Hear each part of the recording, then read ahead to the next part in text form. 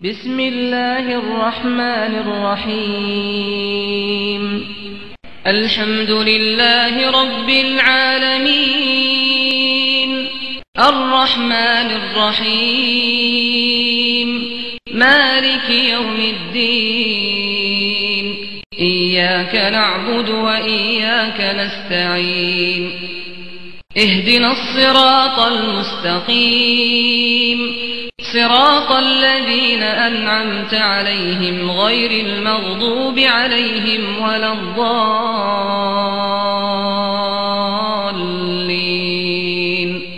بسم اللہ الرحمن الرحیم۔ نور احکام۔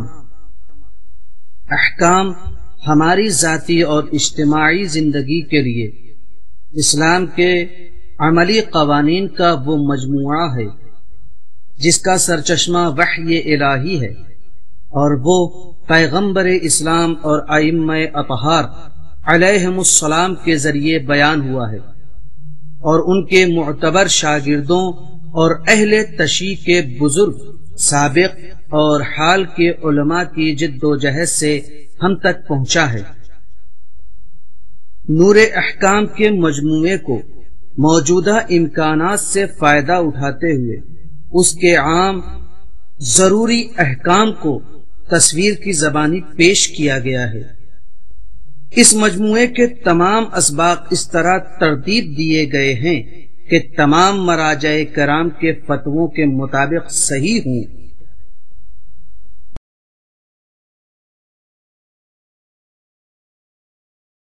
تقلید۔ بسم اللہ الرحمن الرحیم۔ الحمد لأہلہ والصلاة علی اہلہا۔ جتنے لوگ ہیں وہ خود بھی اچھے رہنا چاہتے ہیں اور اچھائی کو پسند کرتے ہیں، برائی سے نفرت کرتے ہیں۔ دین اسلام بھی اچھائی کا مذہب ہے، اور اسلام کے جس حصے میں اس سے بحث کی جاتی ہے اسے فقہ کہا جاتا ہے یا دینی احکام کہا جاتا ہے۔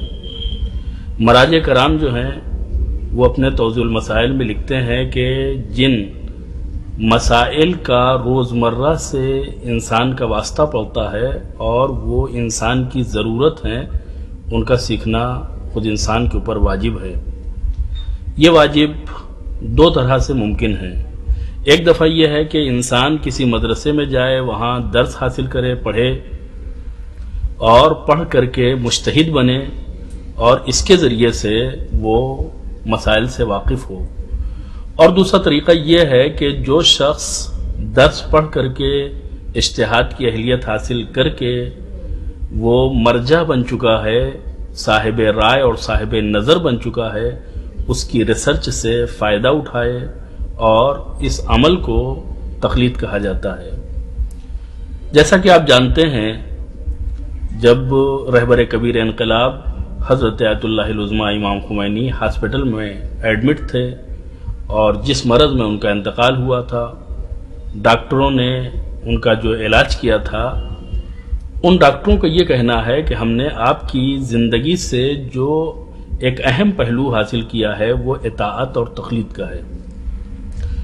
ایک صاحب نظر مجتہد کہ جو فقہی احکام میں صاحب رائے بھی ہے، صاحب نظر بھی ہے، وہ طبی مسائل میں ڈاکٹروں کے کہنے کے اوپر بغیر چونچرا کے عمل کرتا ہے، اور جب بھی کوئی تشخیص دی جاتی تھی یا کسی کام کو کہا جاتا تھا تو وہ یہ کہتے تھے کہ جو آپ کی رائے ہو میں اس کے اوپر عمل کروں گا۔ یعنی کہنے کا مقصد یہ ہے کہ وہ صاحب رائے ہوتے ہوئے بھی اپنے آپ کو ڈاکٹروں کے حوالے کیے ہوئے تھے کہ جو جس لائن کا ہے اس لائن میں جو پرفیکٹ ہے تو آدمی کو اپنے آپ کو اس کے سپرد کر دینا چاہیے۔ دینی احکام میں بھی ہماری حیثیت مقلد کی ہے۔ اگر ہم خود صاحب رائے نہیں ہیں تو صاحب رائے مجتہد کے احکام کو ہم سامنے رکھیں اور اس کے اوپر عمل کریں۔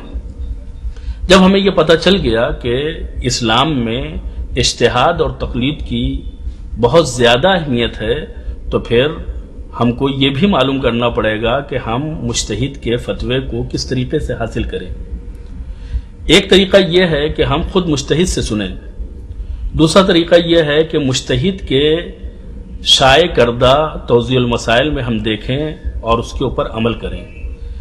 تیسرا انداز یہ ہے کہ دو عادل افراد سے کہ جو مجتہد کے فتوے سے واقفیت رکھتے ہوں معلوم کریں اور ان مسائل کے اوپر عمل کریں۔ چوتھا طریقہ یہ ہے کہ کسی ایک ذمہ دار شخص سے ہم مسائل کی آگاہی حاصل کریں اور اس کے اوپر عمل کریں۔ مثلا خود مجتہد کے دفتر کے ذمہ دار سے ہم مسئلے کو پوچھیں اور اس کے اوپر عمل کریں۔ یہ 4 طریقے ہیں جن کے ذریعے سے ہم مجتہد کے فتوے کو حاصل کر سکتے ہیں۔ جن احکام کا ہم سے تعلق ہے اور ان کے اوپر عمل ہماری ڈیوٹی ہے وہ 5 حال سے خالی نہیں ہے، یا شریعت نے ہم سے اس کا مطالبہ کیا ہے کہ حتماً اسے انجام دینا چاہیے، اسے واجب کہا جاتا ہے، یا اس کے لیے منع کیا گیا ہے کہ یقیناً اسے انجام نہیں دینا چاہیے، وہ حرام ہے، یا اس کا انجام دینا شائستہ اور بہتر ہے، اسے مستحب کہا جاتا ہے، یا اس کا نہ انجام دینا بہتر اور اچھا ہے، اسے مکروہ کہا جاتا ہے۔ اور بعض چیزیں ایسی ہیں کہ جن کا دونوں پہلو جو ہے وہ ایک جیسا ہے، یعنی انجام دیا جائے یا انجام نہ دیا جائے دونوں برابر ہیں، اسے مباح کہا جاتا ہے۔ ہماری کوشش ہے کہ ہم مراجع کرام کی توضیح المسائل سے روزمرہ کے جو ضروری مسائل ہیں وہ آپ کی خدمت میں ویڈیو CD کے ذریعے سے پیش کریں اور اس کے ذریعے سے عملی تعلیم دیں۔ انشاءاللہ ہماری یہ کوشش بارگاہ الہی میں قبول ہو اور مزید اس کو بہتر بنانے کے لیے ہمیں آپ کی رائے کا انتظار رہے گا۔ والسلام علیکم ورحمۃ اللہ وبرکاتہ۔